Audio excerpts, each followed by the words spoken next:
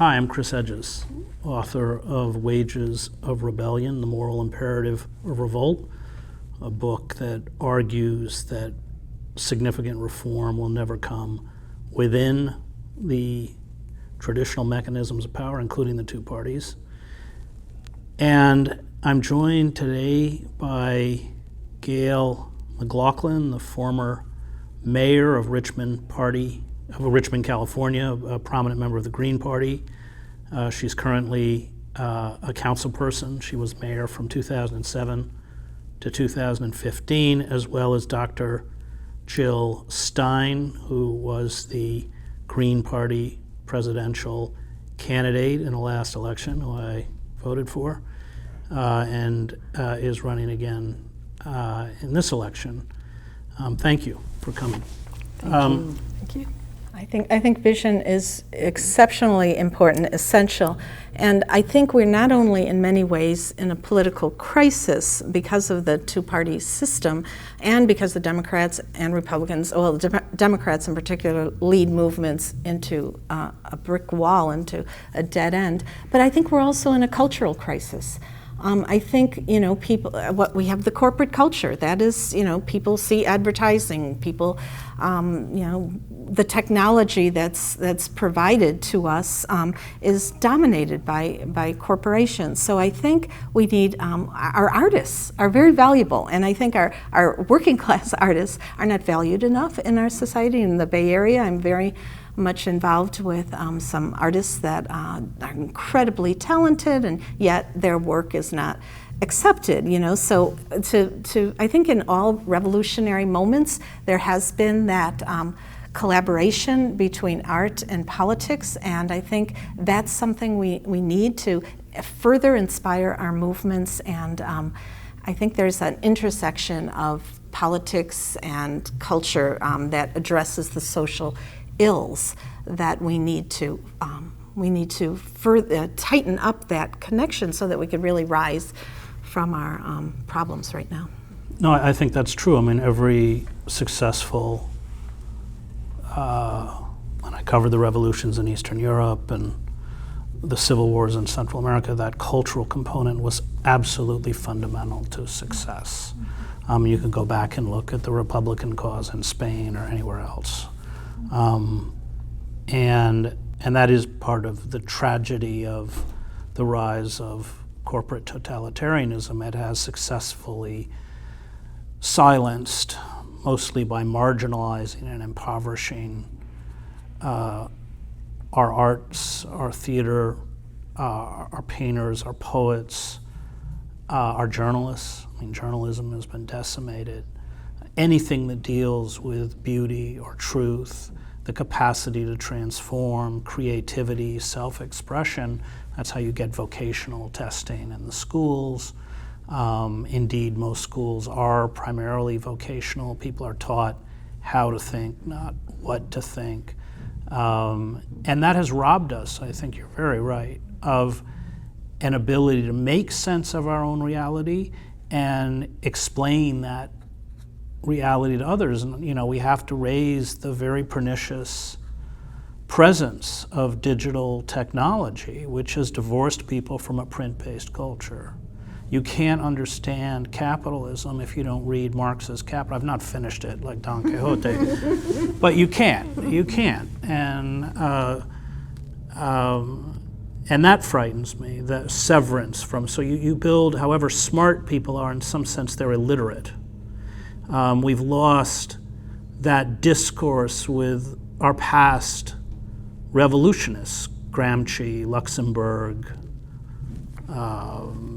Emma Goldman, Berkman, W.E.B. Du Bois, and we need it. We need to go back to them. We need to recover our history and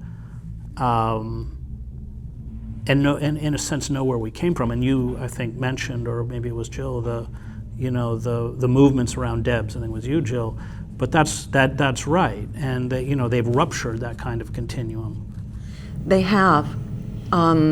So to some extent, we are operating in the moment, as opposed to historically we don't have the rich traditions of political activism and ideology. And I say this as much for myself as someone who spent a lifetime in medicine, really studying science and the clinical application, but was really forced to sort of follow the food chain of what's causing what here, because the medical system is no longer able to address the problems that come to it. And I say now I'm practicing political medicine because it's the mother of all illnesses, and we can't fix what's killing us unless we fix the corruption of our political system. But to the larger point of being sort of in the moment and having to operate where we are, I think this is kind of like what a lot of people are feeling right now, because we don't have jobs, we don't have school, education, we're in debt.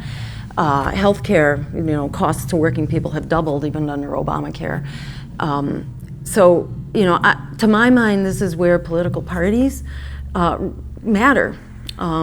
It's sort of, maybe it's cheap ideology, or maybe it's populist ideology, but at least it provides a framework that begins to pull things together and to connect the dots in a way that is empowering. And the Green Party, for better or for worse, is sort of the one national non-corporate party right now that provides a framework, and indeed many parties seem to be coming together within that. So we're all using kind of the green umbrella, but we are socialists, we're peace and freedom, increasingly libertarians. I was at a libertarian event last night, and I was like the only candidate there, because their candidates don't come out so much for grassroots events anymore. And so, in our campaign and in the Green Party, we really try to provide a basic framework that you don't need to have a lot of history behind you. You don't need to have a college degree or even a high school degree. We're really trying to speak to the incredible crisis of the moment, which is also an opportunity of the moment, and it's a mobilization of the moment to address jobs. The fact is, we have an economic crisis and a climate crisis that compel a state of emergency. We're calling for the declaration of a state of emergency, the implementation of a Green New Deal that puts everyone to work, everyone has a job, fixing essentially the climate crisis and also the needs on a community level, so that people go to work. We achieve 100% clean renewable energy by 2030, which is something we can do. When Pearl Harbor was bombed, it took us 6 months to create a war economy. In 15 years, we can create a green economy.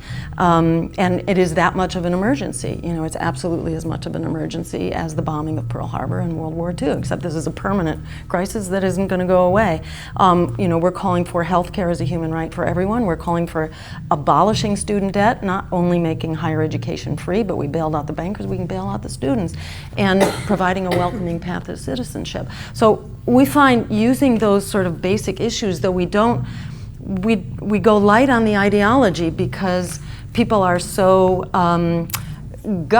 attached at a gut level to these crises that they are fighting. And I must say, the most vigorous response we get out there is from young people who do not buy into the mythology of hope and change in whatever incarnation it's in. They get that they've been screwed by both political parties, and you can't sweet talk them out of it. There's a real generational shift that's happening here, and a generational mobilization. And when they hear that they could come out in 40 million, in the numbers of 40 million people, which are the numbers of young people in debt, if they came out to the presidential election and everybody voted to end their debt, that's enough to basically win a three-way race. So, it's an empowering moment, and it's an agenda that is simple, basic, pragmatic. It has enormous ideological underpinnings, but we don't actually have to talk about that in the moment to begin to move us forward. Thank you. Thank you very much. I wish you both tremendous success, two of the very few political figures in America I would vote for. Thank you. Thank you, Chris.